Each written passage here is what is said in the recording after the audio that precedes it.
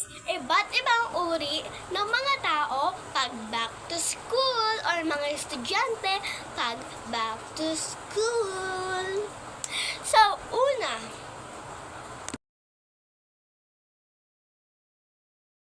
yung kaklase mong palaging nagpapaganda pag hindi niya nadala yung makeup set niya, hirap pa siya sa iba niyang kaklase. Panoorin niyo to. May makeup set na, hindi ko Wala nadala eh. Lotion lang nadala ko. Napagpahid na ako kanina. Hindi, wala kang dala. Wala kang makeup set. Wala nga, paulit-ulit Wala naman. palagi kang haggard eh.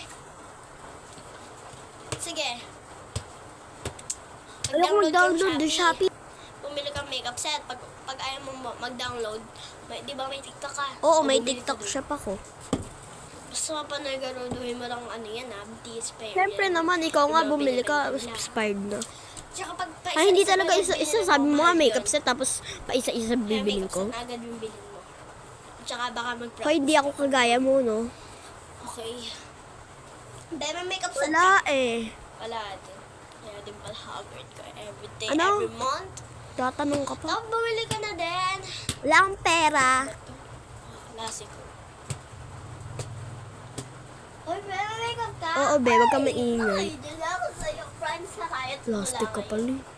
Ay, be! Sasabihin O, mo diba? talaga kita. Naging friends pa. Next naman.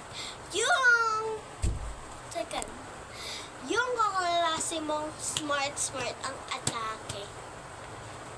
Hindi na nagpapaganda. Wala nang makeup yan. Basta papasok siya sa school. Pag napasok niya sa school, ang bilis niya magsulat. Ang talino pa. Palagi nakakasagot kay ma'am. O, diba? Perfect. Pagaya nitong lotion na to. Thank you, Sir Junjun. Sa pagbigay sa akin ito.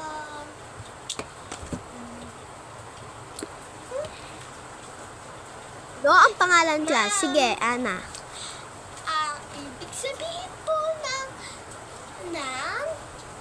pangalan ay pangalan ng tao, hayop, lugar, at pangyayari. Very good ka na talaga sa akin. Ang galing. Tama ako. Ang Ma'am, bilis buksan mo po ako. talaga. Super. Akin na chichikan ko. Ay, perfect lahat. Next naman, hanggang 3 lang tayo guys ha. Next, yung pangatlo, yung kaklase mong yung atake niya, una, pagdating sa school, fresh pa siya. Pero, yung kaklase mo, pag uwian na, makikita mo, ay pagod na yan. Di na fresh, parang pauwi na talaga siya, babe. Ganun. Losyang na siya, ganun. Be, ang fresh mo naman today.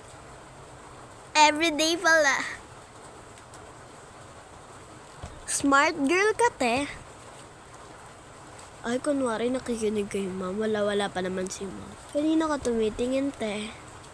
Te, sulat ka ng sulat. Wala pa si ma'am. Ano nangyari sa'yo? Lotion ka na, uwi lang naman tayo.